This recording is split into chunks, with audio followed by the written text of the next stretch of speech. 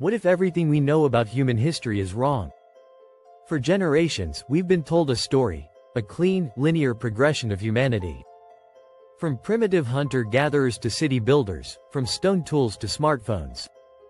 Our history books lay it out like a carefully written script: evolution, agriculture, writing, empires, progress. It gives us comfort, a sense of certainty, a feeling that we know where we came from, and that we're in control of where we're going. But what if that sense of certainty is nothing more than an illusion? Across the world, ancient structures stand that defy logic. Carvings, myths, and symbols repeat in cultures separated by oceans and millennia. Civilizations that supposedly had no contact with each other tell eerily similar stories, of gods descending from the sky, of knowledge gifted from above, of sudden leaps in intelligence and culture. These aren't just spiritual metaphors. They are detailed accounts, carved in stone, encoded in myth, written in languages long dead. And yet, despite the overwhelming strangeness of these similarities, mainstream academia tells us to look the other way. To treat it all as coincidence, or fiction, or exaggeration. Questioning this narrative is not just discouraged, it's ridiculed. Alternative ideas are labeled as pseudoscience. Researchers who step outside the accepted framework are often marginalized or silenced. But why? Why the resistance to asking questions? Why the fear of looking deeper? Some believe the answer lies not in what we know, but in what we're not supposed to know. Take, for example, the ancient civilization of Sumer. One of the first known cultures in human history, it appeared suddenly around 6,000 years ago in Mesopotamia, with fully formed cities, complex writing systems, legal codes, mathematics, and astronomy. How did such a sophisticated society emerge from nothing, with no visible developmental stages before it? Sumerian tablets, thousands of them, tell a very different story from the one taught in schools. They speak of beings called the Anunnaki, powerful entities who came from the sky, descended to Earth, and played a direct role in shaping humanity. They weren't metaphorical gods or symbolic myths. They were described with technical precision, given names, tasks, and rivalries. These texts don't suggest primitive superstition, they read more like records. And these records are not vague. They describe a cosmology where Earth is the seventh planet, if counted from the outside of the solar system inward, a fact we only confirmed with modern space travel. They speak of planetary bodies unknown to ancient man, of genetic manipulation, of flying crafts and sky chariots. All written thousands of years before the first telescope. Why is this not widely known? The tablets have been translated. The translations are public. But they remain largely ignored, or buried under layers of academic doubt. The question is not whether the tablets exist. The question is why we pretend they don't say what they say. And it's not just the Sumerians. In 1994, the world was shaken by the discovery of Göbekli Tepe in Turkey, a massive, sophisticated temple complex built over 11,000 years ago. It predated the known beginnings of agriculture, city building, or organized religion by thousands of years. It shouldn't exist, according to our historical timeline. But it does. And once again, instead of rewriting the textbooks, the discovery was quietly downplayed. Just another anomaly. How many more of these anomalies are out there? Sunken ruins off the coast of Japan. Stonework in Peru that modern engineers can't replicate. Massive structures in Lebanon that weigh hundreds of tons and seem to have been moved with unknown technology. These are not fringe theories. These are real places that raise real questions. The problem isn't the lack of evidence. The problem is the narrative that refuses to accommodate it. It may be comforting to believe that we know where we came from. That we evolved slowly, logically, and completely independently. But that belief may be blinding us to the possibility that something, or someone, else had a hand in our story. And if that's true, the implications are enormous. We may not be the masters of our own origin. We may not be the first advanced civilization on this planet. And we may not be alone. For many, this idea is terrifying. It destabilizes everything: science, religion, identity. But for others, it opens a door. A door to hidden knowledge, ancient wisdom, and a deeper understanding of who and what we truly are. And that is the forbidden question. Not just what if history is wrong, but why we're not allowed to ask. In the coming chapters, we'll explore those who did ask, and what they found. We'll look at forbidden texts, ancient blueprints, cosmic conflicts, and the idea that our species was not simply born, but designed. But before we go there, we must first do one thing. Doubt. Because only when we allow ourselves to question the story, can we begin to discover the truth behind it. In the vast plains between the Tigris and Euphrates rivers, where the soil once nurtured some of the earliest crops and the air whispered with forgotten voices, a civilization rose seemingly out of nowhere. Ancient Sumer, often called the cradle of civilization, is where our story truly begins. For here, in the land we now call southern Iraq, something extraordinary happened over 6,000 years ago.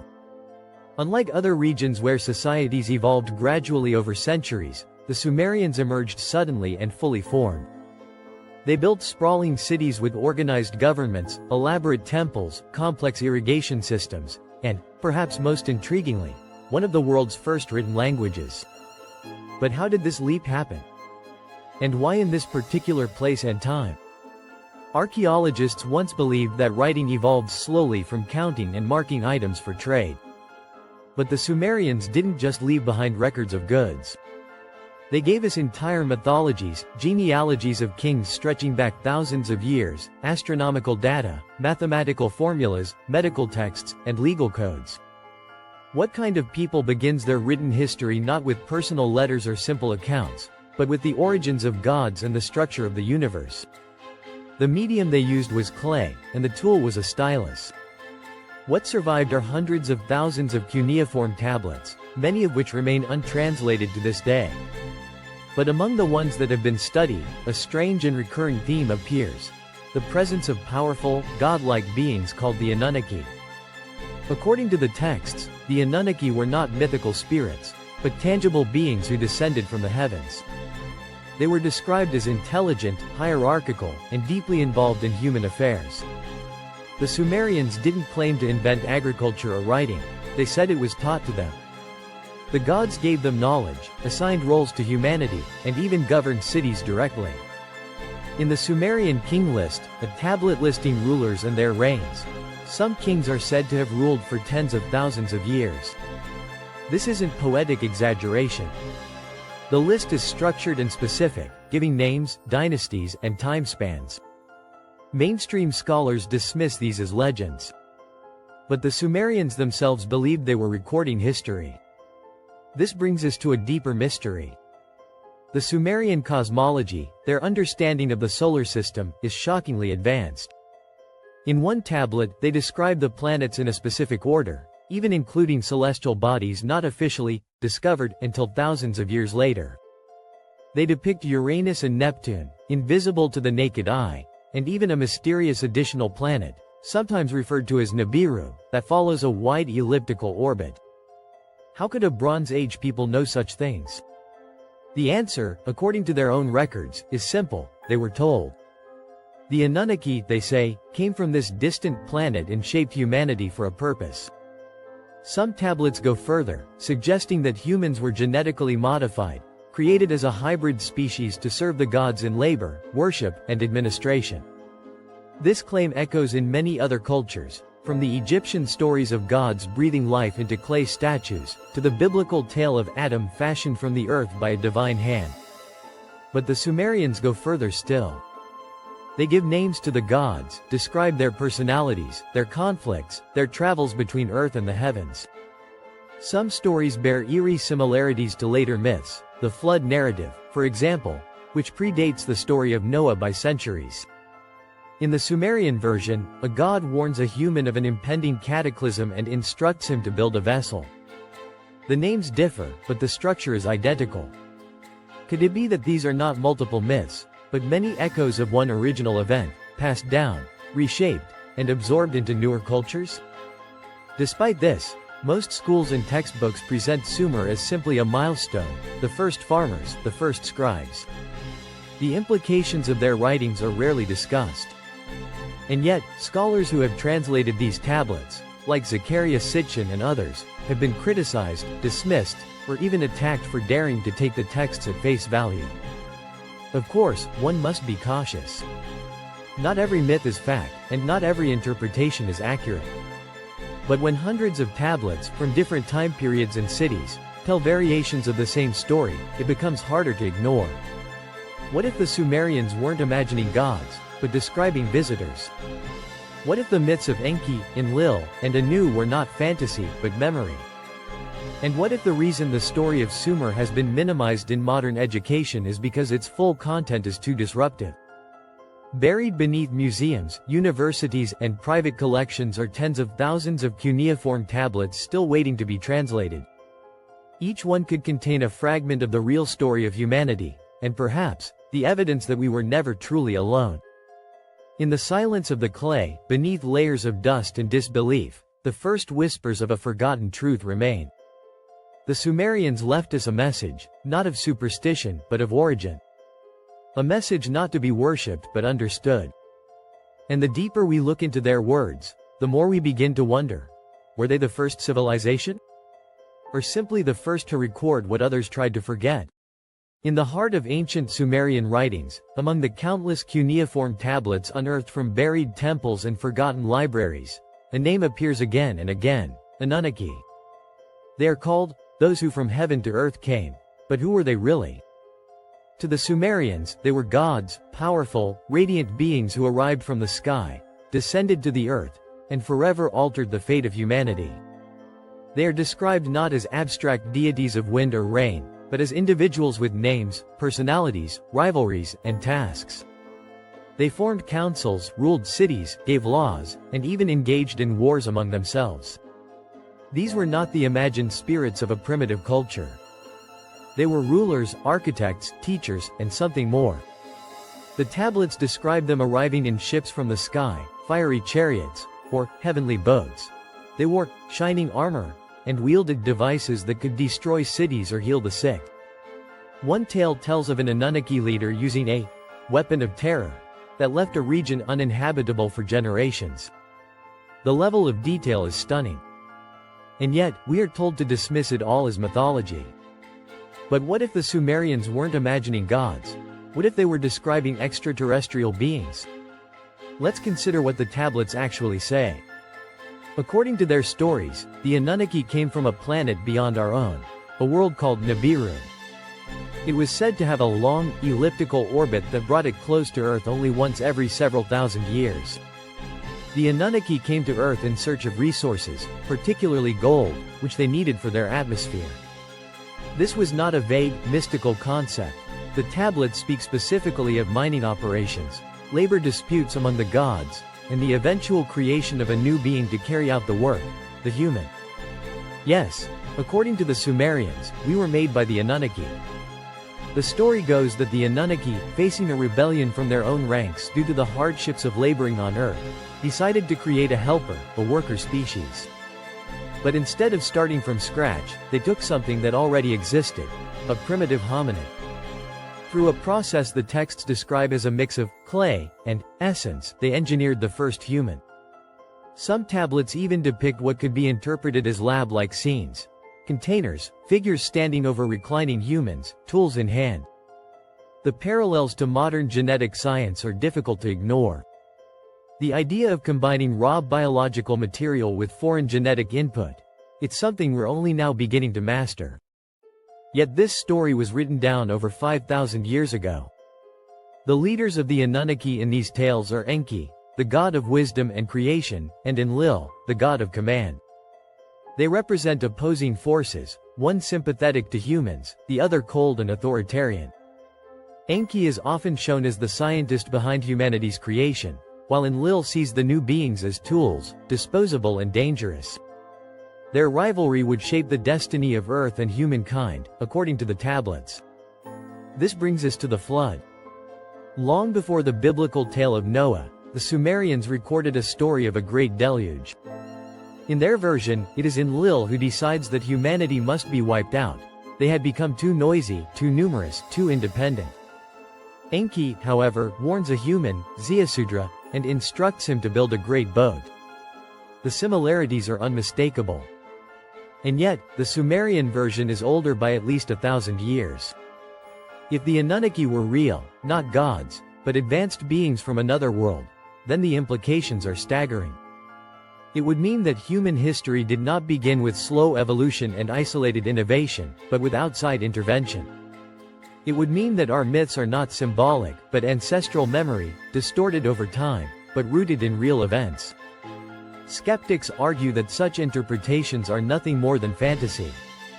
But when the same patterns emerge across cultures, when the gods of Egypt, India, Mesoamerica, and Mesopotamia all shared traits of flight, knowledge from the stars, and human creation, one must ask, is this coincidence or convergence?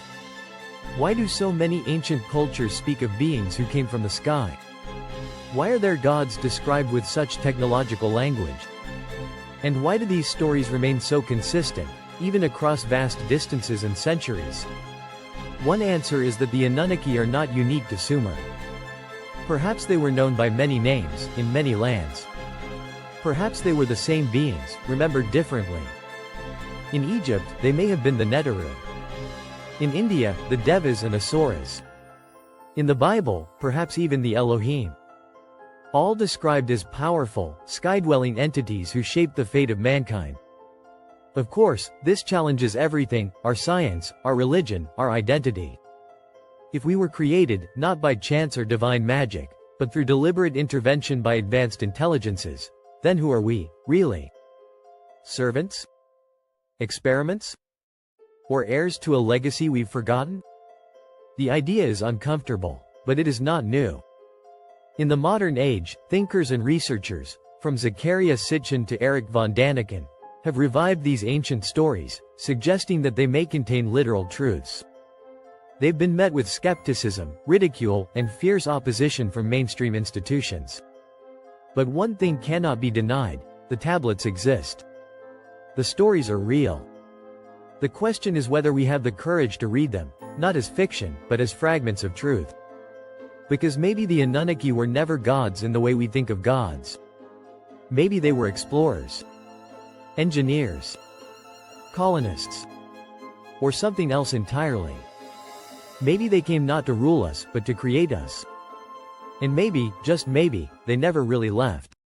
Long before telescopes reached the heavens, and centuries before rockets pierced the sky, the people of ancient Sumer gazed upward and recorded the movements of the stars with a precision that still confounds scholars today. On the surface, they were simple clay tablets, but within them were diagrams, calendars, and celestial maps far beyond what a Bronze Age civilization should have known. Among these ancient inscriptions, there are startling accounts of objects in the sky, not just stars or constellations, but machines.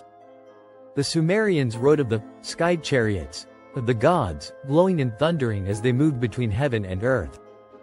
They described fiery wheels, engines of light, and vehicles that defied the natural laws of the time. In one text, a divine boat descends from the stars, lands with a roar, and delivers a shining figure who speaks with power and light. Is this metaphor, or memory? The term sky chariot appears again and again in Mesopotamian myths. The gods did not simply appear, they arrived in vehicles. These crafts were said to traverse both sky and land, sometimes even entering the Abza, a Sumerian term often interpreted as the deep or the underground. Could it also imply interdimensional movement? A realm beyond the material world? These ideas are echoed in later cultures. The Vedas of India speak of Vimanas, flying machines used by the gods, capable of ascending into the heavens and unleashing destructive energy. The book of Ezekiel in the Bible tells of a heavenly chariot with wheels within wheels, glowing with fire, carrying beings not of this world. The patterns persist across civilizations and time periods, always the same themes, always the same imagery. So what were the Sumerians trying to tell us?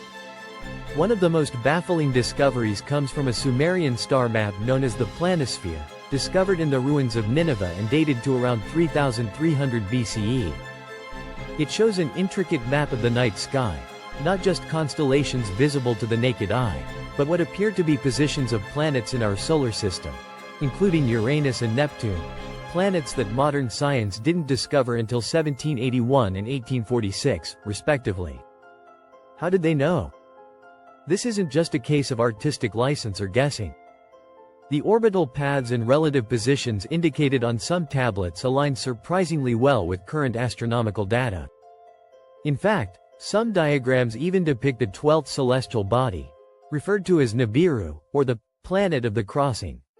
According to the tablets, this mysterious world follows a vast elliptical orbit and returns to Earth's vicinity only once every 3,600 years. Mainstream scholars argue that Nibiru is a myth, a poetic element, not a real planet. But why, then, did the Sumerians place it in a specific location among real, verified celestial objects? Why did they describe its effects on the Earth's tides, weather, and even history? According to certain interpretations, the return of Nibiru coincides with cycles of great change, floods, societal collapse, even resets of civilization. Some believe this timing matches with unexplained disasters throughout ancient history. But perhaps the most haunting aspect of these writings is not the knowledge of the stars. It's the suggestion of contact. The Anunnaki, the sky beings, did not merely fly. They came from one of these distant worlds. The tablets describe them navigating the heavens, using stations on Earth and in the sky, coordinating journeys that suggest a deep understanding of both astronomy and physics. They were not bound by gravity or geography. They came and went as they pleased, gods to the people of Earth, astronauts in another telling. And while modern historians dismiss this as poetic language, many of the descriptions are strikingly mechanical. Engines that roared like storms. Beings that wore helmets and breathed air from containers. Lights that moved without flame. Thunder that came from the sky. Were these simply metaphors for storms and weather? Or first-hand observations of alien technology? There's another detail worth noting. The gods are often depicted wearing watches or devices strapped to their wrists. Some carvings even show what look like cylinders, buttons, belts, and what some researchers claim resemble modern breathing apparatuses. Artistic style, perhaps, or remnants of something we no longer understand? Skeptics will argue that to read advanced science into ancient art is a form of projection. And perhaps, in some cases, it is. But when the art, the myths, the star maps, and the stories all align, when different sources reinforce one another across time and place, the pattern becomes harder to ignore. What's even more unsettling is how much has been hidden. Many of the cuneiform tablets found in sites like Nineveh, Ur, and Babylon are still untranslated. Some remain locked away in museum basements or private collections. We're told they're irrelevant, redundant, unimportant.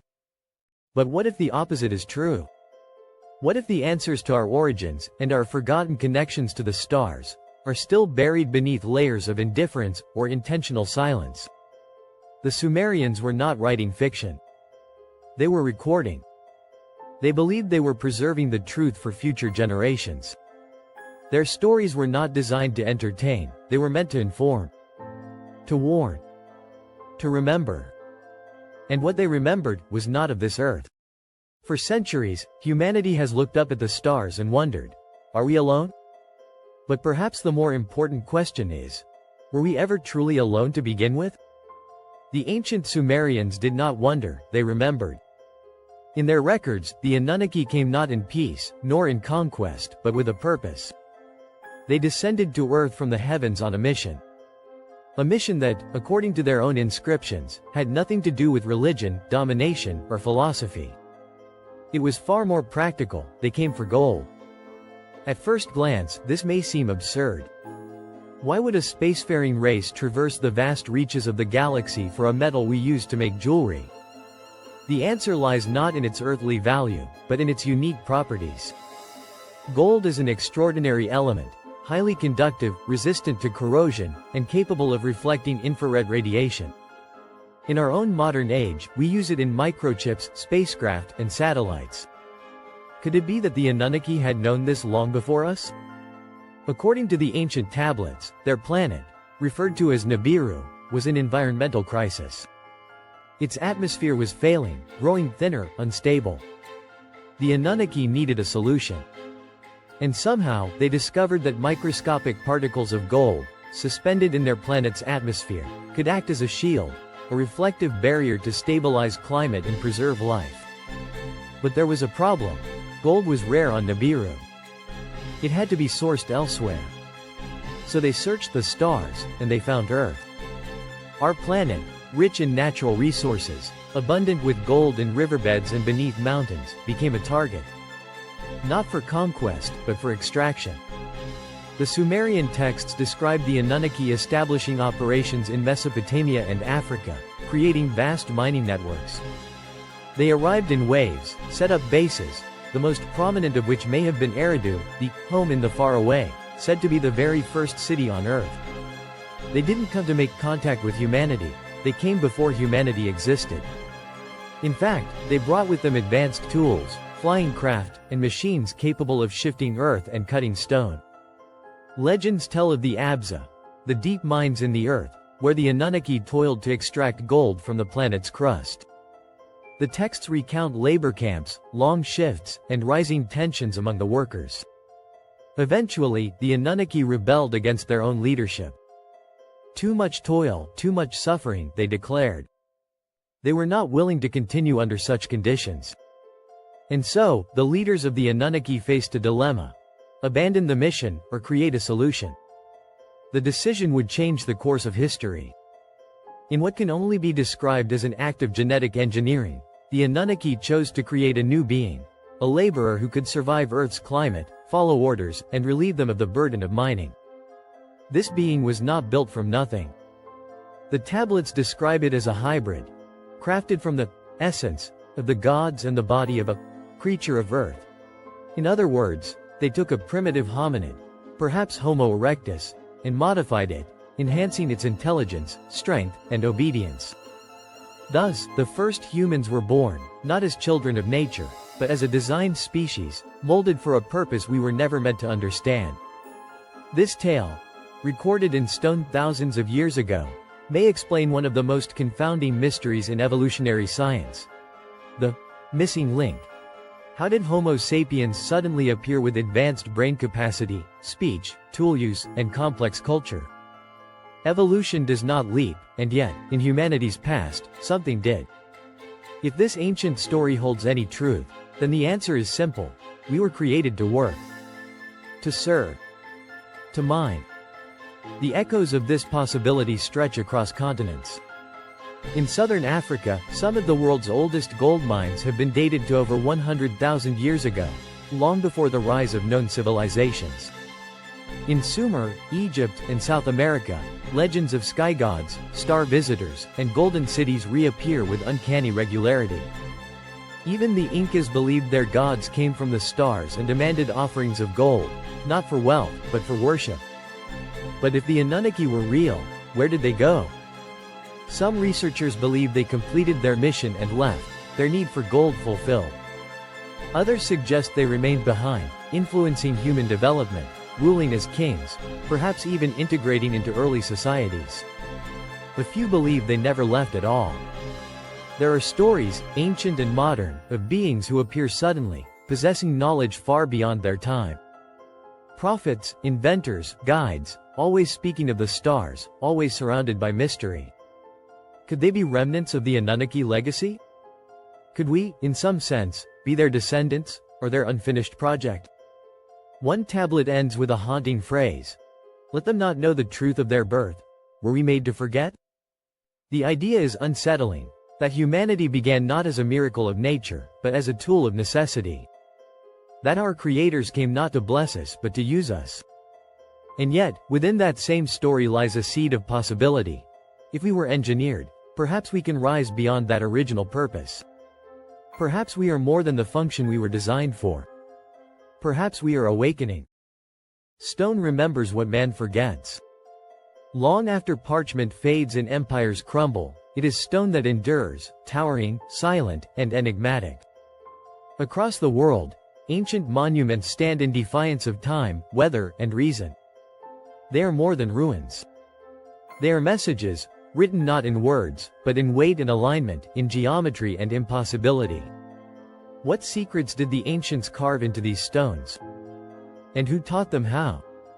We begin in the land of the Sumerians, where the ziggurats rose like stairways to the heavens.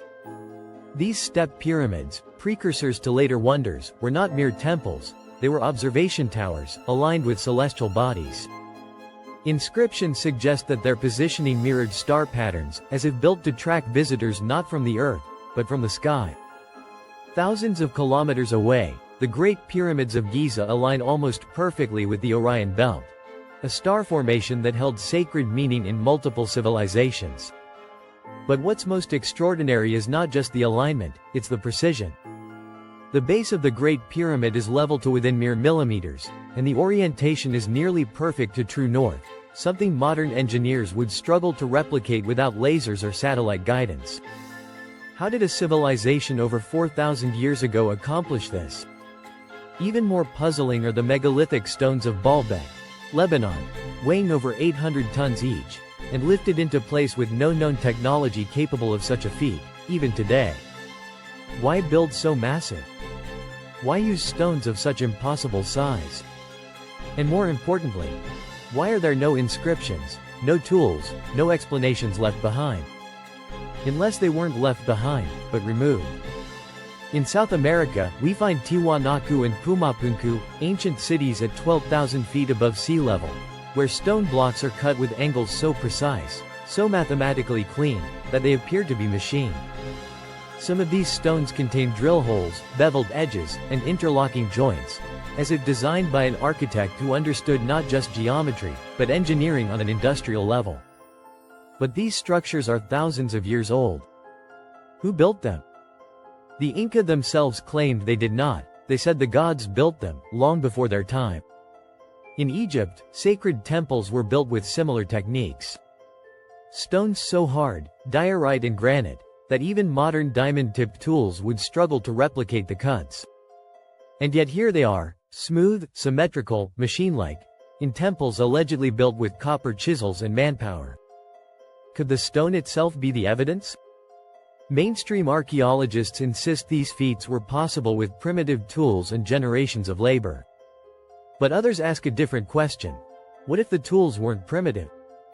What if the knowledge was inherited, or given, by an advanced race whose technology has since been lost, or hidden?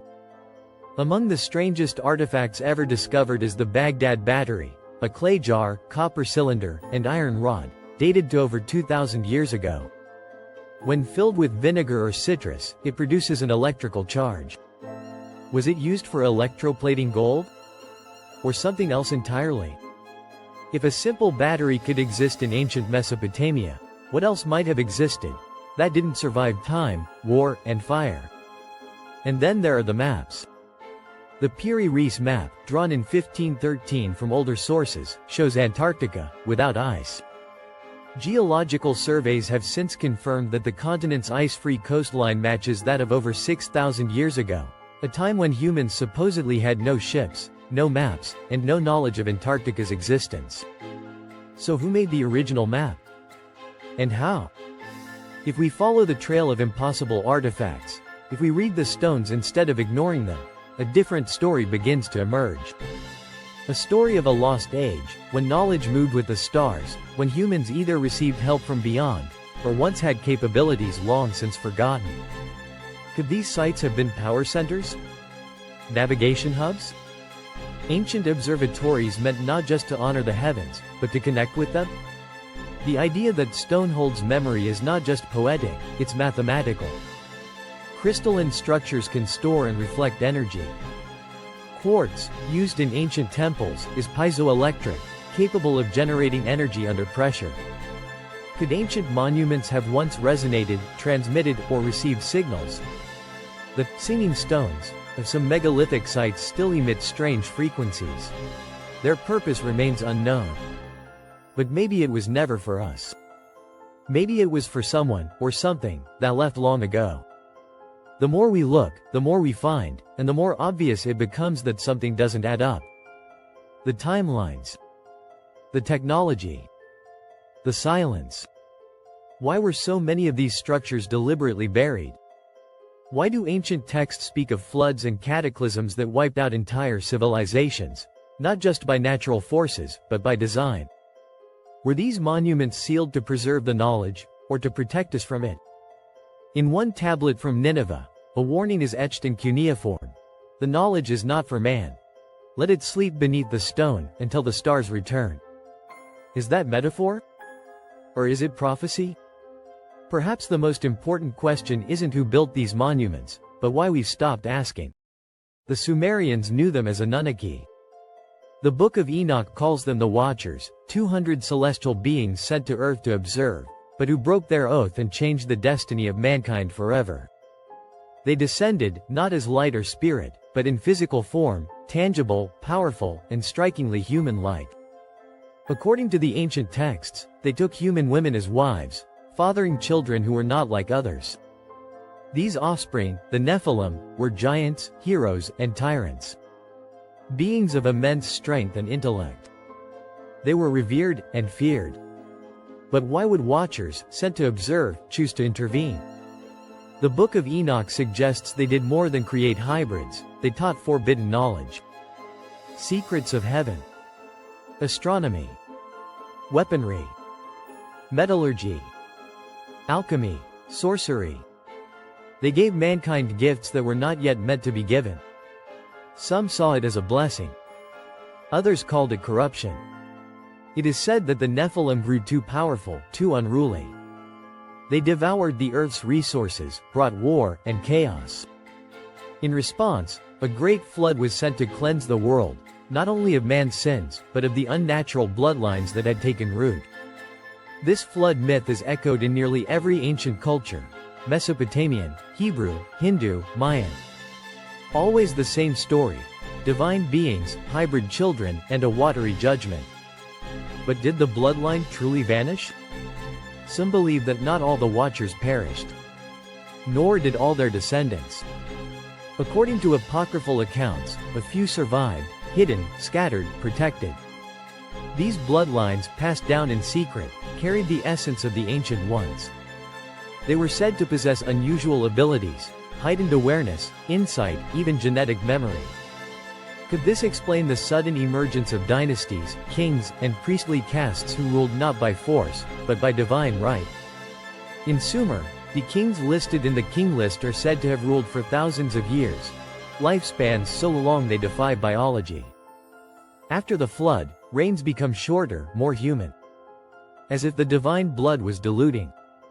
In Egypt, pharaohs claimed descent from the gods. In Mesoamerica, Mayan rulers spoke of skyfathers and star mothers.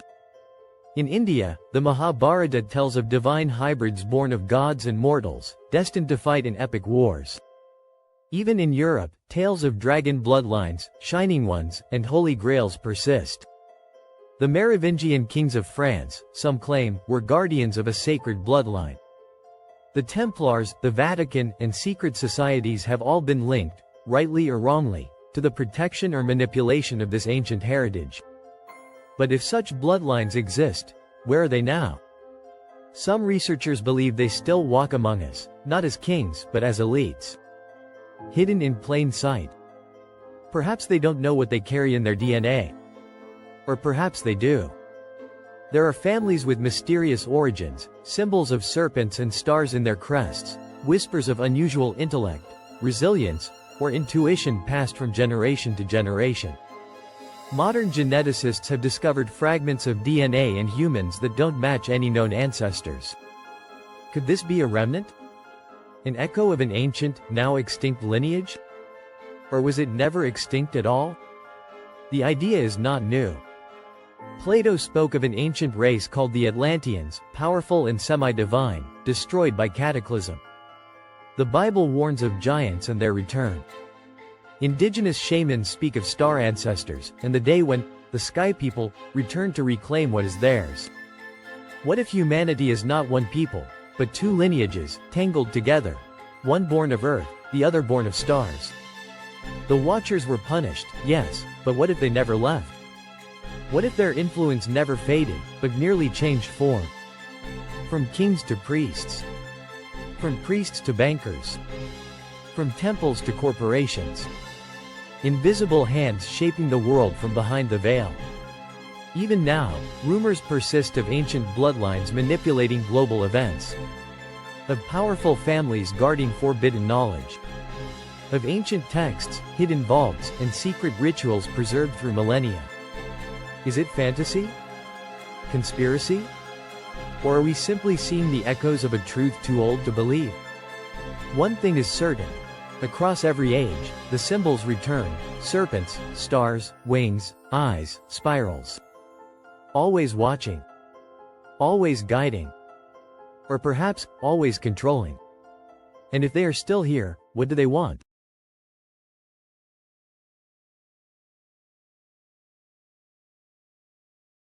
There is a strange silence in our history, not a lack of information, but a deliberate gap.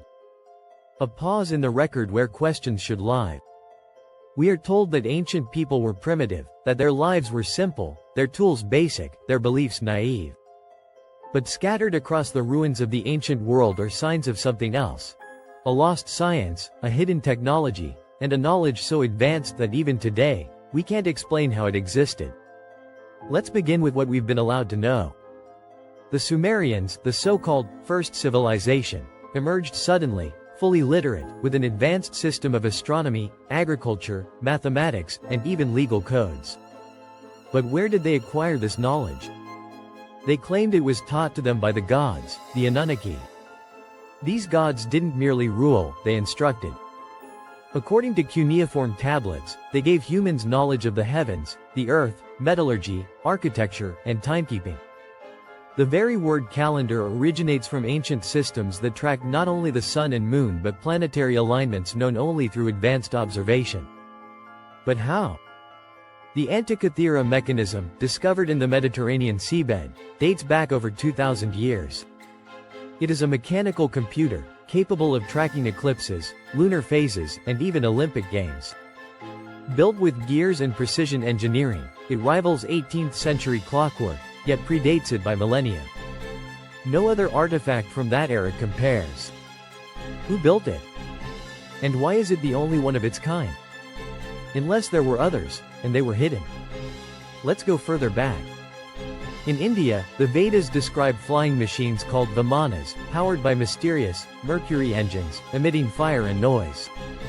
Texts like the Sumerian Sutradhara and the Vaimanika Shastra go into detail about aerial warfare, propulsion systems, and anti-gravity mechanics, written over 2,500 years ago. Are these merely metaphors? Or echoes of a technology once known, then forbidden? In Egypt, temples hold diagrams that appear to show light bulbs, the famous Dendera light, and wall inscriptions speak of divine energy flowing through structures. Is it possible these temples once served as energy receivers or resonators? The use of quartz-rich stone, aligned geomagnetically, suggests a function beyond worship. Could pyramids have been more than tombs? Nikola Tesla once claimed that the Great Pyramid held electrical principles. He believed it functioned like a power transmitter, not for electricity as we know it, but a more refined, wireless form of energy. Tesla even built his Wardenclyffe Tower using similar ratios and alignments. Coincidence? Or inspiration? Even more unsettling is the evidence of precision machining in the ancient world. Granite boxes in the Serapeum of Egypt, cut so precisely their corners are nearly perfect right angles, with surfaces polished smoother than modern tools can easily achieve. Drill holes found in stone with spiral markings that suggest high-speed rotary drilling, a technique we didn't master until the modern industrial age. And yet, they're thousands of years old. The official answer? Copper tools and sand. But what if the real answer is far older, and far more advanced? Archaeologists often dismiss such claims as pseudoscience. But the evidence continues to accumulate. From the perfectly spherical carved stones of Costa Rica to the magnetic anomalies at ancient megalithic sites, something about our past refuses to fit the narrative. So where did the knowledge go? History tells us of great fires, the burning of the Library of Alexandria, the destruction of Mayan codices, the loss of scrolls in Baghdad. Was this simply the cost of war? Or was it something else? A coordinated effort to erase a kind of knowledge we were never meant to keep? Plato writes of Atlantis, not a myth, he insists, but a memory.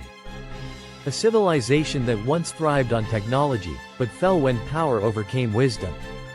The gods, he says, punished them by burying their cities beneath the sea. Could the flood myths around the world be echoes of this same event, the reset of a fallen age? And if so, is history cyclical? Are we just the latest iteration? There are those who believe fragments of this ancient science still exist, protected by secret societies, hidden in underground chambers, passed down through symbols and rituals. The Eye of Horus, the Flower of Life, the Merkaba, are these just mystical metaphors, or encoded schematics? Even the Vatican holds archives never seen by the public, thousands of years of preserved writings, texts, artifacts. What truths lie within them? The deeper we look, the more it seems that knowledge wasn't lost, it was concealed. Concealed by time, concealed by fire, concealed by power. And perhaps, concealed for a reason. Because knowledge is not neutral. In the wrong hands, it can destroy as easily as it can uplift. The ancients knew this. They warned of it. The fall of Babel. The curse of Prometheus. The fate of Atlantis. So we must ask, are we rediscovering ancient wisdom, or repeating ancient mistakes? And what if those gods, the Anunnaki, the Watchers, the Shining Ones, never truly left? Across time and culture, there are prophecies, cryptic warnings encoded in stone, scripture, and oral tradition, speaking of a return. Not metaphorical, but physical. A re-emergence of those who once ruled the earth, and may seek to rule it again. The Sumerians wrote that the Anunnaki would one day return to reclaim what they created. The Maya spoke of the Lords of the Stars, returning at the end of a cosmic cycle. The Hopi warned of the day of purification, when the blue star would mark the return of the ancestors from the sky. The Bible, in Revelation, tells of beings descending from the heavens during the end times. Even the Quran speaks of beings from the stars, known only to God. Is this merely spiritual language? Or a literal forecast? And here's the most unsettling part. Our time, now, is when many of these prophecies converge. In recent decades, the world has seen a dramatic increase in sightings of unidentified aerial phenomena, what governments now officially call UAPs. Not fantasy. Not delusion. Documented encounters, radar confirmed, sometimes even by military pilots. What began as whispers has become an open secret. We are being observed. But by whom? Officially, no answers are given.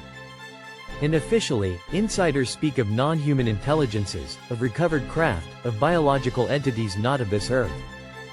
Former Pentagon and intelligence officials, people who once worked in the deepest shadows, now testify under oath about objects that defy our physics, that exhibit intelligent control, and sometimes respond. Could this be the return the ancients spoke of? Consider the evidence not just as a pattern, but as a reactivation. Ancient sites aligning with the stars are once again under scientific scrutiny. Magnetic anomalies intensify. Ancient structures, like the Great Pyramid, are being scanned using cutting-edge technology, revealing unknown chambers, untouched for millennia. It's as if the Earth is preparing to wake up. And perhaps it's not just them returning, but also something within us. Around the globe, more people than ever before report spontaneous spiritual awakenings, altered states of consciousness, and sudden intuitive downloads of information. What if these are not hallucinations, but activations? Echoes of a dormant connection rekindling? Could it be that their blood still flows in some of us, and their return is not from the sky, but from within? The Anunnaki were described not just as creators, but as genetic engineers. What if they embedded in us a time release code, one that unlocks when the stars align, or the Earth reaches a certain vibration? Many ancient cultures believed in cosmic cycles, vast periods of rise, fall, and rebirth. The end of one age is not the end of the world, but the beginning of the next. The age of man, some say, is ending. The age of the gods, returning. But are they benevolent, or something else? That is the question ancient texts struggle to answer. Some portray these beings as wise guardians, bringers of light. Others warn they are jealous, manipulative, and hungry for worship, or worse, obedience. If they return, will we greet them as saviors? Or resist them as overlords? Perhaps they never truly left, only retreated. Watching. Waiting. Guiding events from behind the veil. If power corrupts, and absolute power corrupts absolutely, then what of beings who have held power over us for tens of thousands of years? Are they coming back because we're ready? Or because we're vulnerable? In the end, maybe we are not waiting for them. Maybe they are waiting for us, to choose who we will become. Slaves to the past, or sovereign beings of the future. The gods may return. The question is, will we recognize them? Or worse, will we already be theirs? What if we were never meant to know the truth? What if the story of humanity, our rise, our culture, our very consciousness, is not natural, but engineered? That we were shaped, not by evolution alone, but by design? The ancient Sumerians believed the gods, the Anunnaki, created humans for a specific purpose. Not to worship, not to love, but to work. The tablets speak of a rebellion among the gods, a mutiny of labor. The lesser gods grew tired of digging, mining, and toiling in the harsh environment of Earth. Their solution? To create a replacement species. Us. According to the Enuma Elish, humans were formed from clay, yes, but infused with the essence of a god. A fusion of the earthly and the divine. The result was not just a worker, but a being capable of learning, adapting, imagining. Was that a mistake? Because what followed was not obedience but curiosity. Disobedience. And eventually, self-awareness. The ancient texts portray this moment, the moment we questioned our makers, as dangerous. In the Epic of Atrahasis, the gods become afraid of humanity's growing numbers and intelligence. Plagues, droughts, and eventually a flood are unleashed to wipe us out. Sound familiar? Nearly every ancient civilization speaks of a global cataclysm, not as myth, but as memory. A reset. A cleansing. And those who survived became the seed of the modern world, left only with fragments of forbidden knowledge. But here is the question they never answer. Are we still part of the experiment? Look around. Humanity continues to follow patterns of manipulation, division, control. We build civilizations, only to collapse them. We create technologies we barely understand. We reach for the stars, while poisoning the soil beneath our feet. Is this simply human nature? Or are we behaving exactly as designed? Some researchers believe we are still being watched. Guided. Perhaps even interfered with. From secret genetics programs to behavioral conditioning through media and technology, it's hard to shake the feeling that something, or someone, is nudging us toward an outcome. But what is the goal? To evolve, or to obey? DNA is not static. It is programmable. And deep within ours lies non-coding sequences, long dismissed as junk DNA. But some scientists now believe these segments may hold foreign instructions, ancient, dormant, and waiting to activate. Could our creators have embedded in us a code? A backdoor? A self-destruct? Or an awakening?